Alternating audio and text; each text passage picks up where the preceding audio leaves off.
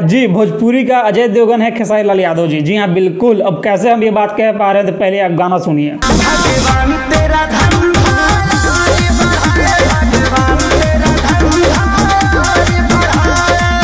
देखिए भैया, गाना तो है एक नंबर, लेकिन गाना में जो डांस का स्टेप है देख रहे हैं आप, कितना बवाल है।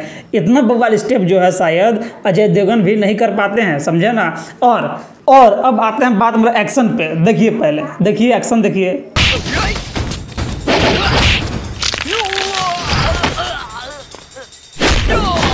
देख लिए दबंग स्टार का, एक बार एक्शन देख लीजिए अजय देवगन का।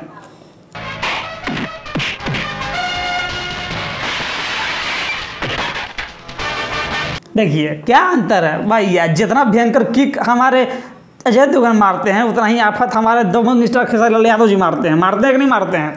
हाँ,